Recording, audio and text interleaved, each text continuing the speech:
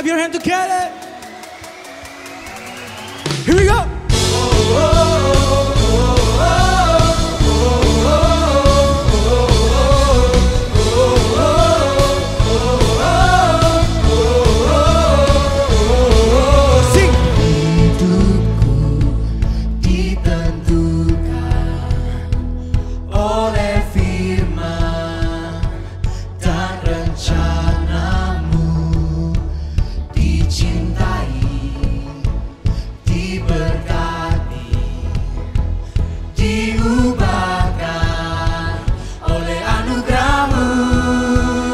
Everybody say, ya dan amin setiap perkataanmu. Ya dan amin setiap janji-janjimu. Imanku pun kuatkan firman-Mu. Setia Kau bagiku, sempurna Kau Yesus. Say,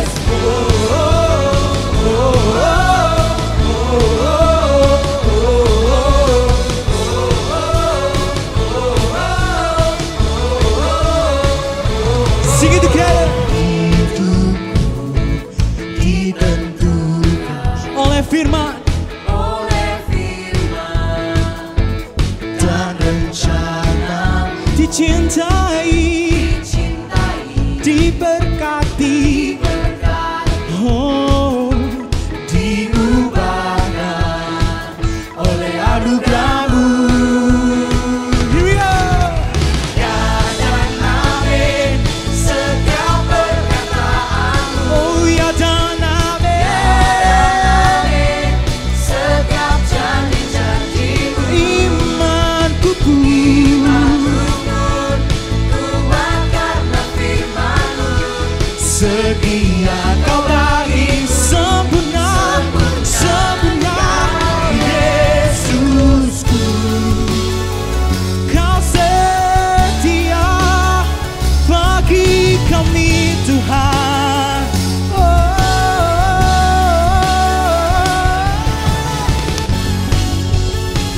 Janji-Mu ya dan amin. Sing it again. Ya dan amin. Come on. Setiap perkataanmu. Oh, ya dan amin. Setiap janji-janji-Mu. Come on. Imanku pun kuatkanlah firman-Mu. Setia Kau bagiku, sempurna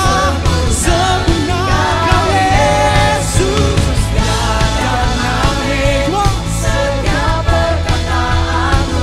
Oh, ya dan amin. Setiap janji-janji-Mu. Imanku pun kuatkanlah firman-Mu. Setia Kau bagiku, sempurna Kau Yesusku. Sempurna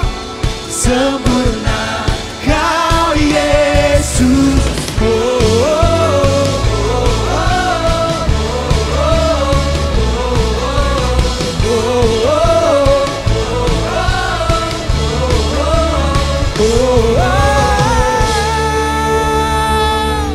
Let's give big shout for Jesus. Sama-sama tandangkan kedoran kita. Kita percaya bahwa Dia hadir di sini bersama dengan kita. Sing it together. Penasehat di hidupku, penghibur bagi jiwaku. Ya Roh Kudus, ya Roh Kudus, penolongku di tubuh, jiwa dan rohku. Dia penasehat bagi kita. Penasehat di hidupku. Amin. Penghibur bagi jiwaku. Ya Roh Kudus, ya Roh Kudus,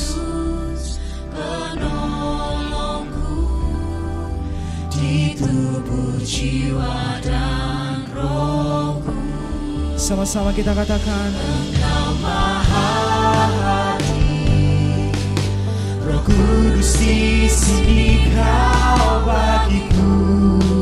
amin. Pimpin hidupku dan jalanku. Kuasa-Mu Tuhan, Kuasa-Mu hidupkan jiwaku. Engkau Maha Hadir, Roh Kudus di sini Kau bagiku.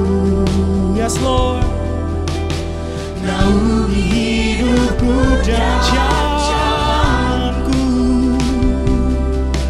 Kuasa-Mu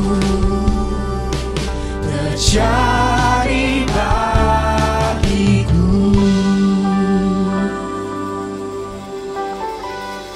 With your faith, sing it together.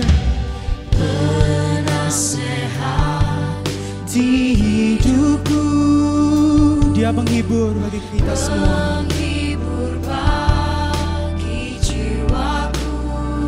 Ya Roh Kudus, Ya Roh Kudus, penolongku di tubuh, jiwa dan rohku. sama-sama angkat kedua tangan kita. Engkau Maha Hadir, Amin.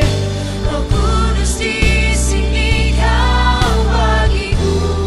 Engkau pimpin hidup kami Tuhan. Pimpin hidupku dan jalanku. Kuasa-Mu hidupkan jiwaku. Engkau Maha Hadir, Roh Kudus di sini Kau bagiku. Amin Lord. naungi hidupku dan jalanku. Kuasa-Mu, Kuasa-Mu terjadi bagiku. sama-sama tadakan kedua tangan kita. Kita percaya bahwa Dia hadir dimanapun kita ada. Dia selalu bersama dengan kita, menemani di setiap musim hidup kita. Come on, let's worship Him. Oh Jesus, Kau hadir di sini Tuhan, bersama kami Tuhan.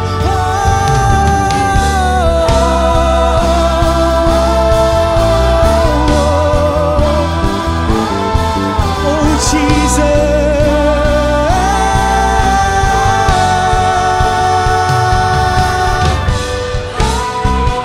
Kami rindu Engkau, we need your presence, Lord.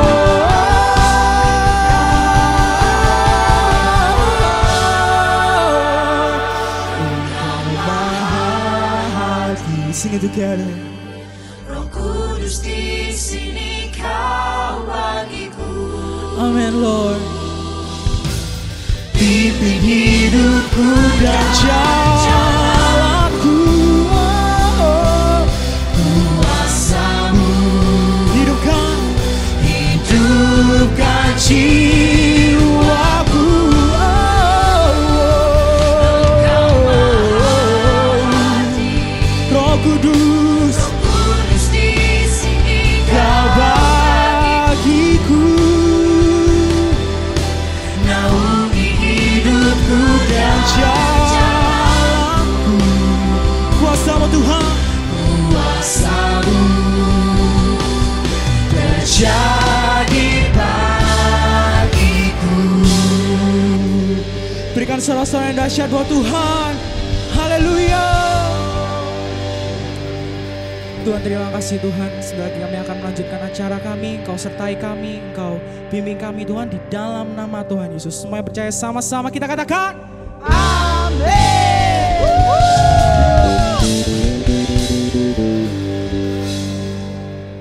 Hai guys, gimana kabar kalian? Semoga kalian baik-baik aja. Buat yang sering keluar-keluar rumah, jangan lupa pakai masker dan bawa hand sanitizer. aku ucapin selamat buat teman-teman yang dari SMP lulus ke SMA, dari SMA yang lulus ke kuliah, aku ucapin selamat kalian bisa lulus dari sekolah kalian.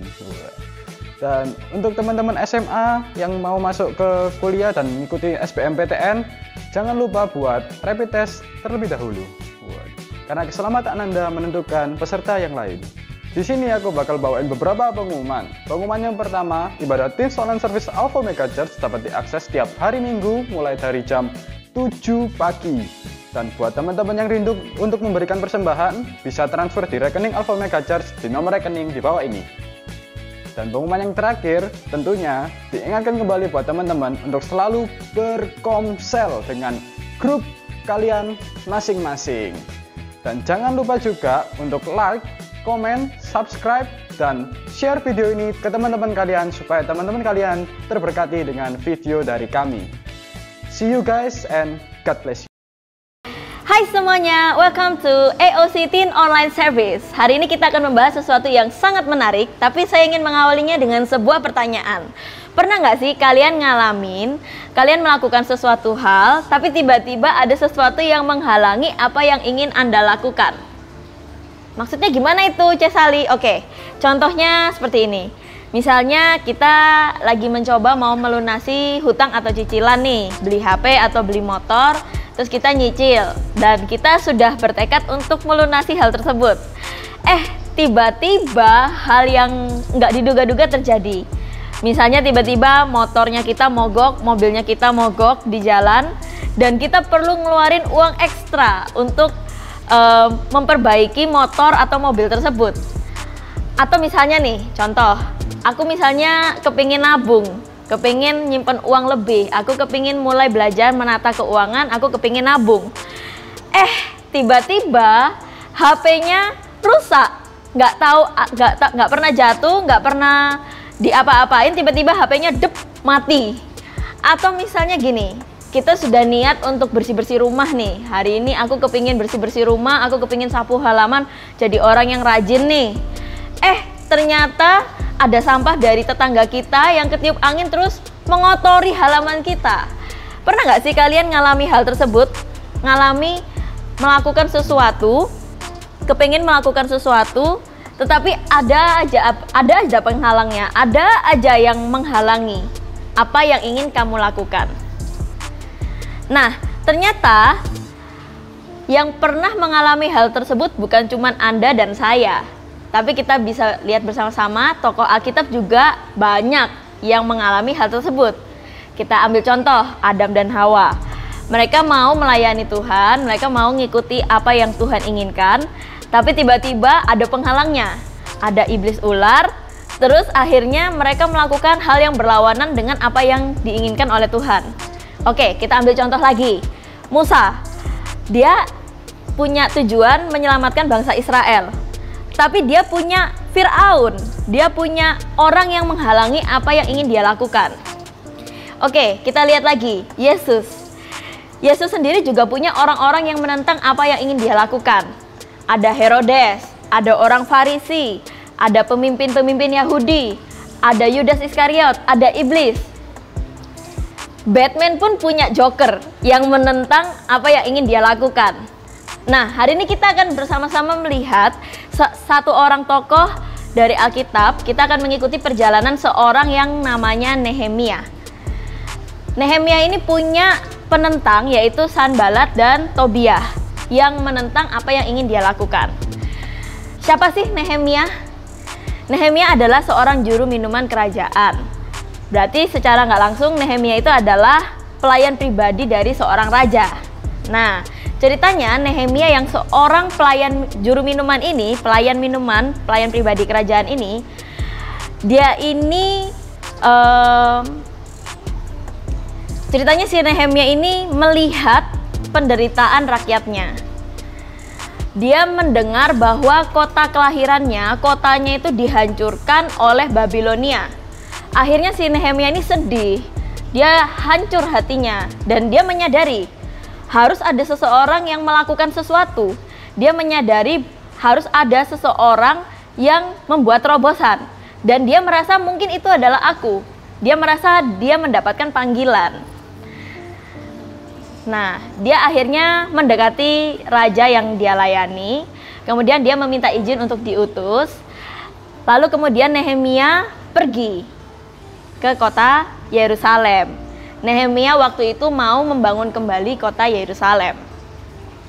Di sini kita akan melihat sebuah perjalanan spiritual dari seorang biasa, seorang yang nggak pernah membangun kota, seorang yang selama hidupnya dia tuh kerjanya untuk nyiapin minuman buat raja-raja, tapi dipakai oleh Tuhan untuk memimpin. Dia dipakai oleh Tuhan untuk membangun kembali kota. Nah, kalau kalian mau ngikuti secara lengkap cerita dari Nehemia ini, kalian bisa ikuti di kitab Nehemia. Di sini aku akan ceritakan sedikit. Nah, waktu itu Nehemia mulai membangun dari gerbang-gerbang. Dia mulai memulai pekerjaannya dari membangun pintu gerbang. Gerbang apa aja yang dibangun oleh Nehemia? Waktu itu Nehemia membangun gerbang domba. Kemudian Nehemia membangun gerbang ikan. Terus gerbang lembah, gerbang kuda, gerbang mata air, sampai gerbang sampah juga dibangun dan diperbaiki oleh Nehemia. Kalau kalian nggak percaya, kalian bisa cek sendiri di Alkitab. Dia benar-benar membangun gerbang sampah. Di situ yang dikatakan oleh Alkitab, bukan dikatakan oleh saya. Nah, yang kerennya adalah orang-orang yang bersama dengan Nehemia membangun gerbang-gerbang tersebut, membangun kota tersebut, bukanlah seorang yang kerjanya memang di bidang tersebut. Jadi Nehemia ini membangun kota tersebut, membangun gerbang tersebut, bukan bersama dengan tukang kayu atau tukang bangunan atau tukang batu, tapi dia bekerja bersama dengan tukang emas yang kerjanya bikin perhiasan dan tukang pembuat minyak wangi, tukang parfum. Lucu nggak sih? Dia bisa ngajakin orang yang kerjanya bukan pekerjaan kasar, bukan tukang bangunan, bukan ahli di bidang itu, untuk terlibat sama-sama membangun kembali kota. Nah, akhirnya mereka mulai membuat sebuah proses dan terjadilah sebuah progres. Orang-orang semua melihat ada sebuah progres dan kemudian orang-orang berpikir, wah, mungkin kita bisa nih, we can do it. Ada progres, gerbang-gerbang mulai jadi. Mungkin aja kita bisa. Yes, maybe we can do it. Nah, saat pekerjaan mulai kelihatan progres, akan muncul yang namanya oposisi. Apa sih oposisi? Oposisi adalah sesuatu yang menghalangi, yang menentang. Setiap kali kita mulai melakukan sesuatu yang memuliakan Tuhan, kalian harus ingat, pertentangan spiritual pasti akan muncul. Kita akan lihat bersama-sama di Nehemia 4 ayat yang pertama. Ketika Sanbalat mendengar bahwa kami sedang membangun kembali tembok, bangkitlah amarahnya dan ia sangat sakit hati. Ia mengolok-olok orang Yahudi. Versi BIS-nya, ketika Sanbalat mendengar bahwa kami orang Yahudi sedang memperbaiki tembok kota, ia menjadi marah sekali dan mulai mengejek kami. Jadi si Sanbalat ini adalah orang jahat, tokoh antagonis. Dia nggak suka kalau kotanya dibangun kembali. Jadi apa yang dilakukan Sanbalat waktu itu, apa yang dilakukan oleh orang jahat ini waktu itu, kita lihat di ayat yang kedua. Dia berkata di hadapan saudara-saudaranya, tentara Samaria, apa gerangan yang dilakukan orang-orang Yahudi yang lemah ini? Apakah mereka memperkokoh sesuatu? Apakah mereka hendak membawa persembahan? Apakah mereka akan selesai dalam sehari? Apakah mereka akan menghidupkan kembali batu-batu dari timbunan puing-puing yang sudah terbakar habis seperti ini? Jadi si Sanbalat ini nentang, dia tuh kritik aja. Dia tuh kayak perannya tuh haters, terus dia tuh kayak jelek-jelekin, kayak merendahkan banget. Kamu nih loh, apa yang dilakukan oleh orang-orang Yahudi lemah, yang lemah-lemah ini, kamu tuh bisa apa? Gak mungkin lah ini tuh jadi dalam satu hari. Jadi kayak diremehkan banget sama si Sanbalat. Nah, kita lihat ayat yang berikutnya. Nehemia 4 ayat 3 versi BIS. Lalu Tobia yang berdiri di sampingnya si Sanbalat juga berkata, "Lihatlah tembok yang mereka bangun, anjing hutan pun bisa merobohkannya." Jadi si Tobia ini dia ikut-ikutan menentang apa yang dilakukan oleh Nehemia. Hasil usaha dari orang-orang yang tadinya semangat, yang tadinya sudah melihat sebuah progres, diremehkan oleh si Sanbalat dan si Tobia. Nah, dari cerita ini kita bisa lihat, setiap kali ada progres, pasti akan ada pertentangan, pasti akan ada yang namanya opposition. Dan mungkin aja ini terjadi dalam hidup Anda. Bisa jadi Anda merencanakan sesuatu dan Anda sudah kepingin melakukan suatu perubahan, tiba-tiba terjadi pertentangan. Mungkin waktu Anda mulai pertama kali memutuskan mau ke gereja, setelah sekian lama kalian nggak pernah ke gereja, akhirnya kalian memutuskan untuk ke gereja atau ikut online service. Tapi tiba-tiba di perjalanan Anda tengkar dengan pasangan Anda, atau Anda tengkar dengan keluarga Anda, dengan adik Anda, dengan kakak Anda. Atau misalnya ketika Anda kepingin online service, tiba-tiba ada yang telepon, ada yang chatting, ada yang ngajak main game, mabar. Akan ada pertentangan. Akhirnya kalian nggak mood untuk pergi ke gereja, kalian nggak mood untuk ikut online service. Nah, bisa jadi juga ketika Anda misalnya memutuskan, oke, aku mau mulai melayani Tuhan. Aku mulai mau ikut ambil pelayanan. Entah itu di singer, multimedia, lighting, yang kelihatan, yang nggak kelihatan. Tiba-tiba ada aja yang bilang, "Hah? Kamu mau ikut pelayanan itu? Kamu nggak mungkin bisa lah." Atau misalnya tiba-tiba di perjalanan, kamu sudah berpakaian rapi, tiba-tiba ketumpahan jus, ketumpahan susu di baju kalian. Akhirnya itu bikin kalian bad mood dan membuat sebuah pertentangan. Kalian jadi merasa kayak ada sesuatu yang menentang apa yang ingin kalian lakukan. Tapi ini yang ingin saya sampaikan pada kalian semua. Jangan kaget saat Anda menghadapi yang namanya pertentangan. Jangan kaget ketika Anda mau mengambil langkah iman, terus di depan kalian tuh ada musuh yang berusaha untuk dorong Anda mundur. Please, jangan kaget. Karena kemajuan akan mengundang pertentangan. Katakan bersama-sama, kemajuan akan mengundang pertentangan. Kok bisa sih kemajuan akan mengundang pertentangan? Maksudnya apa itu, C. Sali? Oke. Iblis atau musuh kita, iblis musuh kita kan, bener kan? Iblis atau musuh kita, dia akan mengganggu dan mencoba untuk membuat kita tidak melakukan apa yang kita lakukan. Dia nggak akan mengganggu yang bukan ancaman buat dia. Jadi contohnya gini, kalau kita berjalan sesuai dengan keinginannya si iblis, kalau kita melakukan apa yang sesuai dengan apa yang iblis inginkan, apa yang sesuai dengan yang musuh kita mau, maka dia akan pergi. Oke, contoh, Sali melakukan apa yang iblis inginkan. Oke Sal, bye-bye, kamu sudah melakukan apa yang saya inginkan, saya nggak mau ganggu kamu. Dia akan pergi dan nggak akan ganggu hidup kalian. Tapi ketika Anda dan saya, ketika kita melangkah berjalan sesuai dengan kehendak Tuhan, maka seluruh iblis dalam satu neraka itu semuanya dilepas dari neraka dan semuanya datang kepada kita. Mereka semua mau mencoba supaya Anda dan saya berhenti melakukan apa yang kita lakukan. Iblis mencoba menentang apa yang ingin Anda dan saya lakukan, menentang apa yang Tuhan ingin kita lakukan, menentang pekerjaan yang Tuhan berikan kepada kita. Yes, pasti kita semua nggak mau yang namanya pertentangan, bener kan? Aku juga nggak mau pertentangan, kalian juga pasti nggak mau yang namanya pertentangan. Ya, kalau kalian nggak mau yang namanya pertentangan, kalau kalian mau hidup yang sangat amat mudah, tak kasih tahu caranya. Aku kasih tahu caranya supaya kalian bisa hidup dengan nyaman, aman, dan tenang. Kalau kalian mau hidup dengan mudah, nggak ada pertentangan, ya udah, tinggal aja di zona nyaman kalian.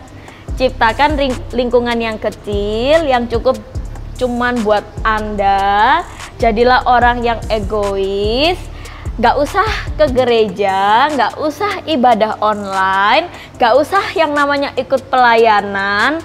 Jangan berani-berani kamu berdoa sama Tuhan. Nggak usah terlibat apa-apa, nggak usah berbuat baik, nggak usah kamu berbelas kasihan. Lakukan hal-hal spiritual yang secukupnya aja, yang bikin kamu tuh merasa cukuplah, aku doa sama Tuhan, cukuplah.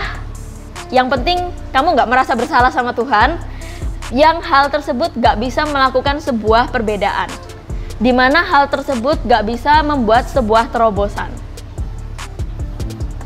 Gampang. Kalau kamu nggak mau pertentangan, ya lakukan aja hal tersebut. Karena ketika Anda dan saya, ketika kita melangkah keluar dari zona nyaman kita, maka Anda mulai menghadapi yang namanya pertentangan. Ketika Anda mulai mencari Tuhan, mulai mencari kebenaran, ketika Anda melakukan hal yang mewakili His love, maka masalah akan muncul. Karena the problem is, kemajuan mengundang pertentangan. Iblis mulai mencoba turun tangan dan menghentikan Anda melakukan pekerjaan Tuhan. Kalau kamu nggak mau pertentangan, maka nggak usah keluar dari zona nyaman. Jalani aja kehidupan Anda yang egois. Aku bisa kasih kalian jaminan, iblis nggak mungkin ganggu hidup kalian. Kamu nggak perlu ngalami pertentangan. Tapi saya mau nyampaikan hal ini. Semua mata boleh lihat saya. Saya mau nyampaikan hal ini. Ini yang Tuhan mau terjadi dalam hidup Anda. Tuhan manggil Anda untuk step out. Tuhan manggil Anda untuk melangkah, untuk melayani. Tuhan mau manggil Anda untuk melakukan persepuluhan. Tuhan mau Anda berdoa. Tuhan mau Anda ngajak kawan Anda untuk ketemu Tuhan. Tuhan mau Anda menunjukkan kasih, bukan cuma di gereja, but as the church in the world. Dan saat Anda melakukannya, saat Anda melakukan apa yang ingin Tuhan, apa yang Tuhan ingin Anda lakukan, Anda pasti akan menghadapi yang namanya pertentangan. Anda pasti akan mendapati yang namanya kritikan, haters. Sering nggak kalian dapat kritikan dan haters? Yes, kemajuan mengundang pertentangan. Tapi aku mau ngasih tahu kalian, kritikan yang enggak membangun berasal dari orang yang statusnya di bawah kita. Kritikan yang enggak membangun, yang menjatuhkan, haters, itu biasanya adalah orang-orang yang statusnya di bawah kita. Karena dia enggak mampu, makanya dia tuh ngeritik kita. Karena dia iri, makanya dia hate kita. Dia jadi hatersnya kita. Cuman bisa ngasih kita kritikan, cuman bisa ngasih kita masukan-masukan yang enggak membangun. Jadi gimana dong caranya kita meresponi kritikan tersebut? Jadi Cesali, aku kepingin jadi orang yang meresponi kritikan tersebut. Apa yang bisa saya lakukan? Yang pertama, jangan ditanggapi. Seringkali Anda nggak perlu nanggapi mereka. Kita perhatikan apa yang dilakukan oleh Nehemia. Dia nggak merespon, dia nggak memperhatikan hal tersebut, dia tidak menjawabi apa yang dikatakan oleh Sanballat dan Tobia, dia juga nggak membela diri. Dia nggak nanggepi sama sekali. Kenapa? Kenapa Nehemia nggak merespon?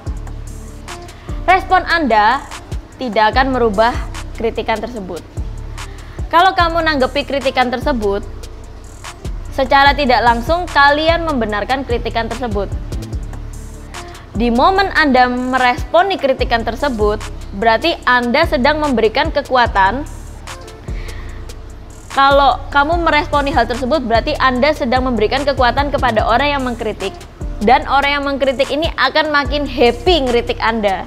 Mereka akan makin senang, tambah menjadi-jadi, tambah banyak topik untuk mengkritik Anda. Tapi sebaliknya, kalau misalnya Anda nggak melakukan, Anda nggak merespon hal-hal tersebut, Anda mengabaikan mereka, ya mereka jadi nggak terlalu penting. Lama-lama nanti kritikus-kritikus itu akan hilang dengan sendirinya, haters-haters akan hilang dengan sendirinya. Jadi abaikan aja gangguan-gangguan itu dan teruslah lakukan pekerjaan Tuhan. Kalian harus ingat tujuan kalian. Tujuan saya bukan untuk merubah kritikan, bukan juga untuk fokus sama kritikan tersebut, bukan juga untuk mendefense diri saya terhadap kritikan tersebut. Tapi tujuan saya adalah untuk melakukan kehendak Tuhan. Siapapun mereka, apapun yang mereka katakan, mau kritikus atau haters, siapapun mereka, kita harus tetap fokus dan lakukan apa kehendak Tuhan. Oke, saya punya ilustrasi yaitu sebuah keledai. Jadi di sini ada foto keledai. Kita bisa lihat sama-sama ya. Dua orang suami istri punya seekor keledai. Kalau mereka nggak naikin keledai tersebut, orang-orang bilang, wah bodoh banget itu dua orang, punya keledai nggak dipakai, nggak ditunggangi. Kalau yang istrinya naik, akan dibilang, wah itu istrinya kurang ajar, masa yang naik, yang enak-enakan istrinya, suaminya jalan kaki. Tapi kalau misalnya suaminya yang naik, istrinya yang jalan, wah itu suaminya nggak sayang istri, suaminya yang naik, istrinya yang jalan kaki. Kan harusnya cewek yang nomor satu, kenapa harus cowoknya yang naik keledai? Kalau misalnya nih, dua-dua dari mereka naik di atas keledai tersebut, orang-orang akan bilang, wah ini jahat banget nih dua orang nih, keledainya kecil gitu dinaikin sama dua orang, kasihan banget keledainya. Serba salah, kritikus, haters akan selalu ada. Makanya, kalian harus melakukan apa yang menurut kalian benar. Aku tahu ini bukan hal yang mudah. Aku tahu ketika Anda melakukan hal yang benar, Anda mulai mengambil langkah. Ketika Anda mulai step out, orang-orang akan mulai mengkritik. Akan ada yang namanya haters, itu pasti. Jadi lakukanlah apa yang menurut Anda benar. Oh, nggak cuma sampai di situ. Ada hal lagi yang lebih sulit daripada si kritikus dan si haters tadi. Hal yang lebih sulit adalah ketika orang yang ragu kepada diri Anda, ketika orang yang ragu kepada diri saya, diri kita, adalah orang-orang yang ada di inner circle kita, orang-orang yang Anda cintai, orang-orang yang sangat dekat dengan kita. Daripada mengatasi para haters yang ada di luar sana, jauh lebih susah kalau kita harus menghadapi orang-orang terdekat kita. Jauh lebih susah kalau penentang tersebut adalah orang-orang yang ada di dekat kita, di sekitar kita. Orang-orang terdekat yang kadang nggak percaya sama apa yang harus Anda lakukan, yang nggak percaya sama panggilan dalam hidup Anda. Nah, terus apa yang harus kita lakukan untuk menghadapi orang-orang yang ada di inner circle kita yang nggak percaya terhadap apa yang mau kita lakukan? Ya udah, nggak usah ditanggapi. Anda tidak dipersiapkan untuk menanggapi orang-orang yang seperti itu. Ingatkan diri Anda untuk melakukan suatu perubahan. Saya mau mengingatkan kepada kita semua, ketika Anda menjawabi panggilan Anda mulai step out, mulai melangkah, justru malah orang-orang di sekitar Anda yang datang dengan keputusasaan. Mereka nggak akan menyemangati Anda, mereka akan mulai menentang Anda, menentang apa yang Anda lakukan. Apa yang terjadi? Ketika mereka semua, orang-orang yang di sekitar Anda, orang-orang yang dekat dengan Anda mulai menentang Anda. Akhirnya kata-kata dari mereka, Anda dengarkan, masuk dalam telinga Anda, dan itu mempengaruhi apa yang Anda pikirkan. Ingat, Anda perlu melakukan sesuatu yang berbeda. Oke, aku mau sharing sedikit tentang apa yang pernah aku alami. Jadi dulu itu pertama kali aku mulai memutuskan untuk mengambil pelayanan. Aku excited, lagi berapi-api melayani Tuhan, mulai mengambil pelayanan ini, itu, dan sebagainya. Di momen itu aku juga ngalami hal ini. Teman-teman di sekitarku mulai bilang, Sal, ngapain kamu ke gereja seminggu beberapa kali? Ke gereja itu seminggu sekali aja cukup, hari Minggu. Sal, masa hari Rabu komsel? Jadi komselku itu hari Rabu. Sal, masa hari Rabu komsel? Udahlah, kita dinner aja lah, nggak usah ikut komsel lah. Sal, ngapain kamu ikut pelayanan nyanyi di gereja? Kamu nggak malu ta nyanyi di depan umum? Kamu nggak malu ta? Misalnya suaranya fals atau apa? Loh, Sal, kamu yakin kamu pelayanan di gereja? Hari Senin nanti pelayanan ini, hari Rabu nanti kamu komsel, hari Sabtu nanti kamu ikut ibadah remaja. Kamu yakin tak, Sal, ikut gereja terus? Teman-temanku di sekitarku mengatakan hal tersebut. Banyak yang bilang kayak, udahlah, jangan buang-buang waktu di gereja lah. Kita pergi-pergi aja lah, hangout aja lah. Ngapain ke gereja? Udah, jalan-jalan aja. Ngapain pelayanan? Udah, nggak usah lah pelayanan. Ngapain komsel? Udahlah, main aja sama kita. Akan banyak orang-orang yang seperti itu di sekitar kita dan itu mempengaruhi apa yang kita pikirkan. Gak usah teman-teman, dari keluargaku juga ada beberapa yang mengatakan hal tersebut. Ke gereja itu seperlunya aja, beribadah itu secukupnya aja. Doa di rumah itu bisa. Kita nggak perlu sampai pelayanan-pelayanan segala. Nggak ada untungnya kamu pelayanan. Nggak ada dapat apa-apa kok kamu pelayanan. Bakalan ada di sekitarmu orang-orang yang seperti itu. Orang-orang yang ada di inner circle-mu yang menentang apa yang harus kamu lakukan. Apa yang Tuhan panggil dalam hidupmu. Aku mau kasih tahu, di momen itu rasa itu aku mau bilang ke semua orang, aku tuh rasanya mau bilang ke mereka semua, kamu tuh terlalu negatif, kamu tuh nggak tahu Tuhanku tuh lo powerful, Tuhanku tuh lo bisa melakukan lebih dari apa yang kalian pikirkan. Yang setuju kasih tepuk tangan. Ketika kita step out, oposisi pasti step in. Ketika kita step out, pertentangan itu step in. Kemajuan mengundang pertentangan. Karena itu ini sangat penting. Apapun yang Anda lakukan, apapun bentuk kepemimpinan Anda saat ini, bentuk pelayanan Anda saat ini, katakan kepada diri Anda, fokus. Katakan bersama-sama, fokus. Aku tidak akan tergerak dengan kritikan-kritikan tersebut. Aku nggak akan tergerak oleh pujian-pujian orang.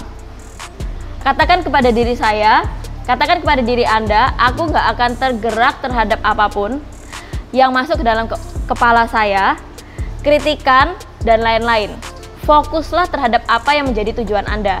Jangan biarkan hal-hal yang lain merubah fokusmu. Katakan, saya nggak akan tergerak dengan apa yang orang lain pikirkan, tetapi akan tergerak oleh apa yang Tuhan pikirkan. Sekali lagi ya, saya nggak akan tergerak oleh apa yang orang lain pikirkan, tetapi akan tergerak oleh apa yang Tuhan pikirkan. Fokus. Nah, apa yang dilakukan oleh Nehemia? Yang dilakukan oleh Nehemia adalah doa ke Tuhan dan kembali bekerja. Kita saksikan bersama-sama Nehemia 4 ayat yang keempat. Ini Nehemia berdoa. Ya Allah kami, dengarkanlah bagaimana kami dihina. Baiklah cercaan mereka menimpa kepala mereka sendiri, dan serahkanlah mereka menjadi jarahan di tanah tempat tawanan. Ayat yang kelima, jangan kau tutupi kesalahan mereka, dan dosa mereka jangan kau hapus dari hadapanmu. Karena mereka menyakiti hatimu dengan sikap mereka terhadap orang-orang yang sedang membangun. Ayat yang keenam, tetapi kami terus membangun tembok sampai setengah tinggi dan sampai ujung-ujungnya bertemu. Karena seluruh bangsa bekerja dengan segenap hati. Jadi apa yang dilakukan oleh Nehemia? Dia berdoa kepada Tuhan, kemudian dia bekerja. Aku tahu, kalian kalau baca doa ini, doa yang didoakan oleh Nehemia itu doa yang jauh banget dari yang diajarkan oleh Tuhan. Dia doa, ya Allah dengarkanlah bagaimana kami dihina. Baiklah cercaan mereka menimpa kepala mereka sendiri, dan serahkanlah mereka menjadi jarahan di tanah tempat tawanan. Jadi Nehemia ini mangkel, gondok, dielek-elekno, dihina-hina, tapi dia nggak ngeresponi orang tersebut. Tapi dia doa sama Tuhan. Jadi dia keluarin unek-uneknya, dia doa ke Tuhan. Tuhan, kamu lihat loh Tuhan, dengarkanlah bagaimana kami dihina. Baiklah cercaan mereka itu menimpa kepala mereka sendiri. Saking jengkelnya nih. Biarlah mereka jadi jarahan di tanah tempat tawanan. Jangan kau tutupi kesalahan mereka Tuhan, dan dosa mereka jangan kau hapus dari hadapanmu. Wah, doa yang sangat tidak rohani sekali ya. Tapi ini bener-bener ini ada di Alkitab. Aku suka sih doanya ini, kayak dia nggak ngomong langsung ke orangnya, dia curhat ke Tuhan. Dia lebih ngomong personal ke Tuhan. Karena mereka menyakiti hatimu dengan sikap mereka terhadap orang-orang yang sedang membangun. Jadi habis dia doa, dia kembali bekerja si Nehemia. Nehemia bukannya meresponi orang yang mengkritik, tapi dia malah doa dan bikin laporan ke Tuhan. Dia curhat ke Tuhan, dia katakan isi hatinya kepada Tuhan. Bukan mengeluarkan isi hatinya terhadap orang yang mengkritik mereka, tapi mengeluarkan isi hatinya kepada Tuhan. Dan dia terus menjawabi panggilan Tuhan dan kembali bekerja. Temboknya terus bertambah tinggi, karena apa? Karena orang-orang terus bekerja.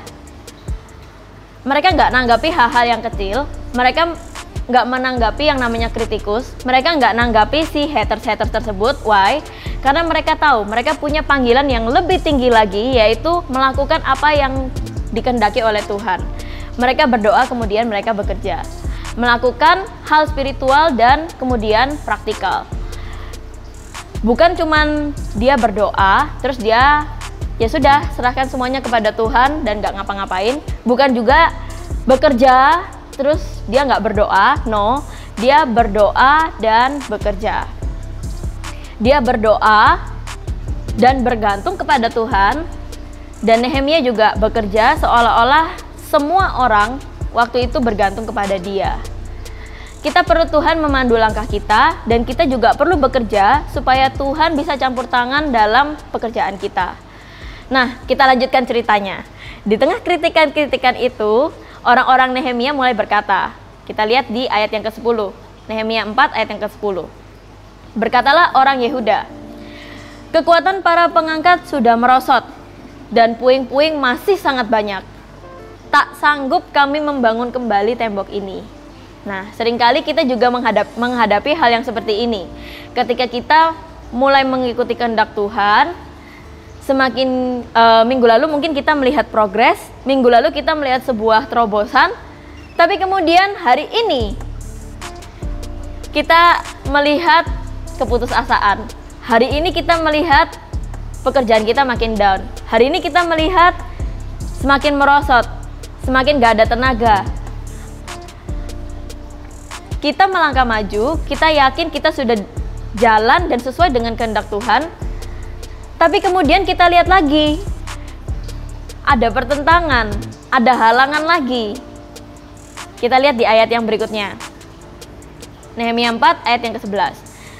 Tetapi lawan-lawan kami berpikir, mereka tidak akan tahu dan tidak akan melihat apa-apa sampai kita ada di antara mereka, membunuh mereka dan menghentikan pekerjaan itu. Ayat yang ke-12. Mereka orang-orang Yahudi yang tinggal di dekat mereka sudah 10 kali datang memperingatkan kami. Mereka akan menyerang kita dari segala tempat tinggal mereka. Kita lihat teman-teman Nehemia, bangsanya orang Yehuda. Mereka mulai ragu, mereka mulai takut, mereka mulai ragu akan kemampuan mereka sendiri dalam menyelesaikan pekerjaannya. Aku nggak tahu sih tentang kalian, apa jenis oposisi yang sedang kalian alami? External opposition, haters, kritikus, penentang-penentang yang ada di sekitar kalian, keluarga kalian, teman-teman kalian. Aku nggak tahu oposisi apa yang sedang kalian hadapi, tapi ini yang paling sulit, yaitu pertentangan yang ada di dalam diri kita sendiri. Karena seringkali kita lebih mendengarkan logika kita lebih mendengarkan insecurity kita daripada kebenaran tentang apa yang Tuhan katakan tentang diri kita. Kalau boleh jujur, Pertentangan yang paling sulit itu adalah yang ada di dalam pikiran kita, bukan yang ada di luar dari pikiran kita. Yang paling sulit adalah mendengarkan di otak kita yang terus-terusan bilang gini, kamu nggak mampu, kamu nggak bisa, udah nggak bakalan sempat, udah nggak mungkin bisa selesai, udahlah, nggak bisa, mau coba sekuat apapun kamu nggak bisa. Itu adalah hal yang paling sulit, oposisi yang paling sulit yang bisa kita hadapi. Dan ketika suara itu terus bergema dan terus terngiang-ngiang menghantui pikiran kita, kamu nggak bisa, kamu nggak bisa, kamu nggak bisa, kamu nggak bisa, nggak mungkin bisa, nggak mungkin bisa. Itu adalah hal yang paling sulit yang harus kalian hadapi. Tapi ini yang saya pelajari dari hal tersebut. External opposition, pertentangan eksternal, pertentangan yang berasal dari orang luar, pertentangan yang berasal dari luar akan menjadi semakin kuat ketika internal opposition, insecurity kita mengizinkan eksternal oposisi tersebut menjadi seperti demikian. Ketika kita mendengarkan hal tersebut dan otak kita juga mulai insecure, maka oposisi yang ada di luar bisa jadi semakin kuat. Nah, terus apa yang dilakukan Nehemia dalam menghadapi hal tersebut? Have faith. Sama-sama katakan have faith. Kita baca di Nehemia 4 ayat yang ke-14. Kuamati semuanya, lalu bangun berdiri dan berkata kepada para pemuka dan para penguasa dan kepada orang-orang yang lain. Jangan kamu takut terhadap mereka. Ingatlah kepada Tuhan yang maha besar, yang dahsyat, dan berpeganglah untuk saudara-saudaramu, untuk anak-anak laki, dan untuk anak-anak perempuanmu, untuk istrimu dan rumahmu. Jadi di sini Nehemia itu punya iman. Dia bilang kepada semua orang yang ada di sana, jangan kamu takut terhadap mereka. Wah, di saat internal oppositionnya mulai bereaksi, dia malah berkata seperti itu. Jangan kamu takut terhadap mereka. Wow. Ingatlah kepada Tuhan yang maha besar, yang dahsyat, dan berperanglah untuk saudara-saudaramu. Dia ingat kita harus berperang untuk anak-anak kita harus berperang untuk istri kita, untuk pasangan kita, untuk rumah kita harus rebut kembali. Nehemia bilang, jangan takut sama mereka, jangan takut sama si kritikus itu, jangan takut sama si haters, jangan takut sama orang-orang yang mencoba menentang kamu. Jangan takut sama musuh-musuhmu, jangan dengarkan suara-suara iblis, jangan takut dengan apa yang mereka katakan. Why? Karena dia ingat bahwa Tuhan itu maha besar dan Tuhan itu dahsyat. Apa yang dilakukan oleh Nehemia? Dia mengalihkan fokus yang tadinya ada di dirinya sendiri. Dia alihkan fokusnya kepada Tuhan.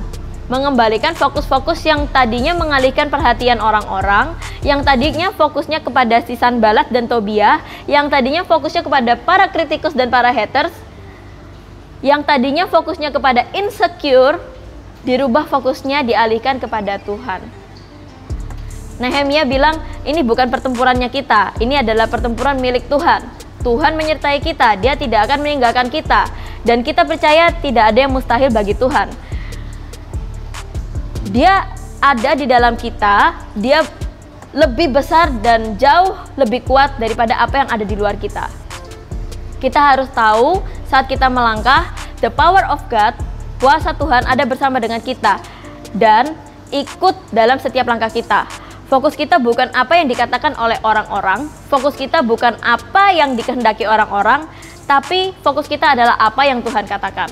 Nehemia ingat persis penyertaan Tuhan. Tuhan selalu nolong dia dan orang-orangnya.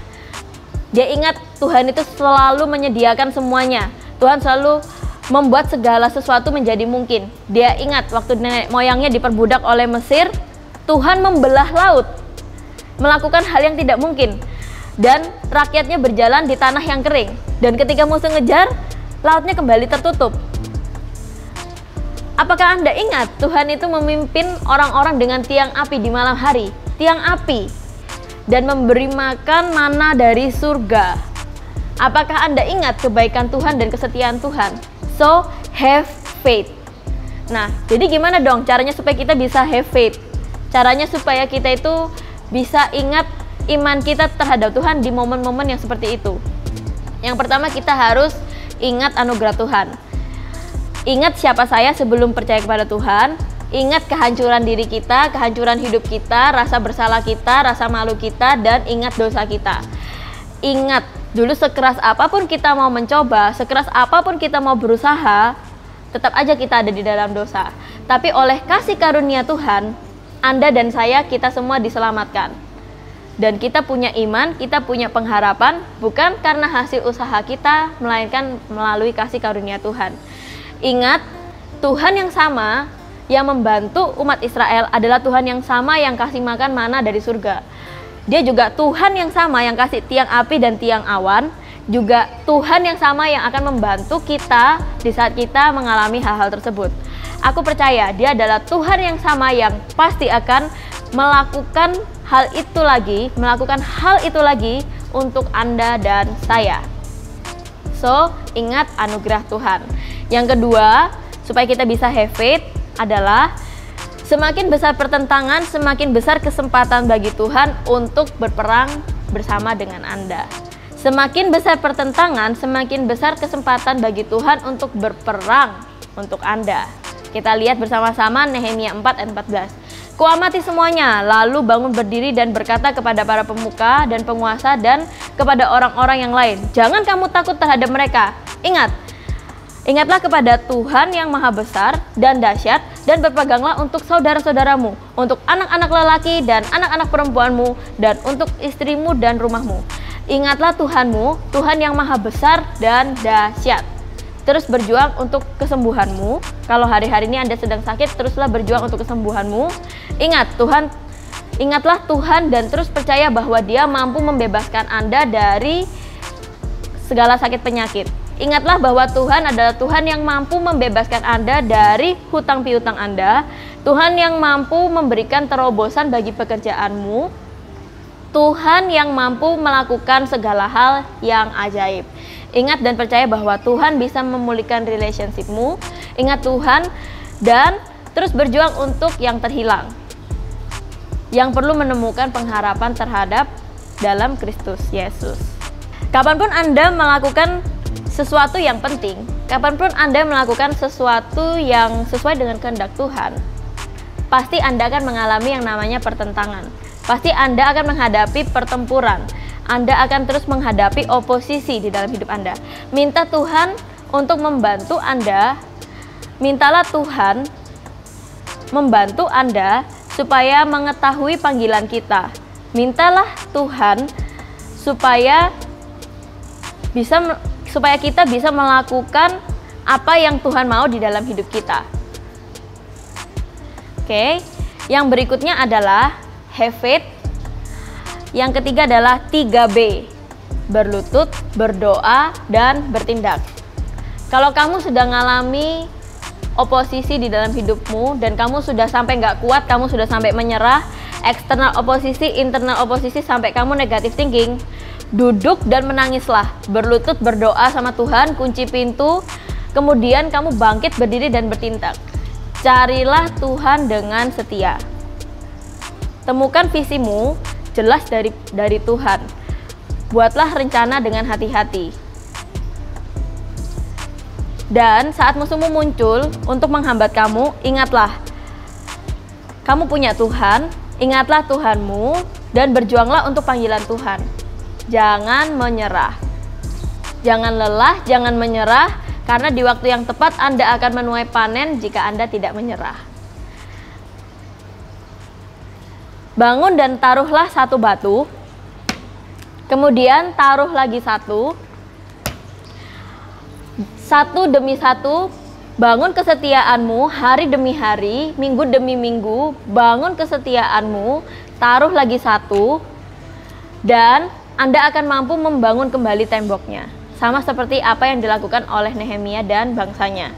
Kapanpun Tuhan bisa pakai kamu, dan jangan biarkan suara atau ketakutan dari pertentangan, dari manapun, dari suara kritikus, dari suara haters, atau apapun menghambat Anda dan saya, menghambat apa yang Anda lakukan, menghentikan Anda, menghalangi Anda atau mengganggu Anda harus terus membangun. Karena lebih besar Dia yang ada di dalam kamu daripada apa yang ada di dunia. Lebih besar Dia yang ada di dalam kamu daripada apa yang ada di dunia. Jangan takut melangkah, kamu punya kekuatan bersama dengan Tuhan. Jadi, bagaimana cara kita meresponi kritikan? Yang pertama, jangan ditanggapi. Yang kedua, fokus. Yang ketiga, doa dan kembali bekerja. Yang keempat, have faith. Mari kita berdoa bersama-sama. Tuhan, kami mau berdoa Tuhan untuk semua teman-teman kami dimanapun kami berada Tuhan, yang mungkin nonton online service di rumah kami, di perjalanan, dimanapun kami berada Tuhan. Kami percaya Tuhan, di dalam hidup kami Tuhan, kami pasti mengalami yang namanya tantangan Tuhan. Kami mau berdoa Tuhan supaya ketika kita semua diberi menghadapi tantangan Tuhan, ketika kami semua menghadapi oposisi Tuhan di dalam hidup kami Tuhan, kami berdoa Tuhan, tolong berikan kekuatan dan mampukan kami untuk menghadapi setiap tantangan tersebut Tuhan. Berikan kami fokus Tuhan, supaya pikiran dan tindakan kami Tuhan, supaya hati kami Tuhan tertuju hanya kepada Engkau saja Tuhan. Jangan biarkan hal-hal yang lain mendistract kami Tuhan. Buatlah kami Tuhan menjadi orang yang fokus terhadap panggilan-Mu Tuhan. Jangan biarkan kami nggak fokus Tuhan terhadap apa yang Engkau inginkan dalam hidup kami Tuhan. Tuhan, kami berdoa Tuhan, mampukan kami Tuhan untuk terus bekerja Tuhan, menyelesaikan pekerjaan yang Tuhan titipkan di dalam hidup kami Tuhan. Kami mau berdoa Tuhan supaya setiap dari kami Tuhan bisa jadi orang yang nggak nanggepi setiap kritikus, haters kami Tuhan, oposisi kami Tuhan, jadi orang yang lebih fokus, jadi orang yang terus berdoa dan terus bekerja Tuhan, dan jadi orang yang punya iman yang besar Tuhan. Kami berdoa Tuhan supaya iman kami Tuhan makin hari makin dikuatkan Tuhan. Ketika kami menghadapi jalan buntu Tuhan, ingatkan kami Tuhan bahwa kami masih punya Tuhan, sumber pengharapan Tuhan. Ketika kami Tuhan menghadapi jalan buntu Tuhan, ingatkan kami Tuhan bahwa Engkau adalah Tuhan yang mampu melakukan segala sesuatu Tuhan, Tuhan yang powerful, Tuhan yang bisa melakukan segala sesuatu. Nothing is impossible with you Jesus. Thank you Jesus, kami mau akhiri ibadah kami hari ini Tuhan, hanya di dalam nama Tuhan Yesus kami sudah berdoa mengucap syukur. Haleluya, amin. God bless you.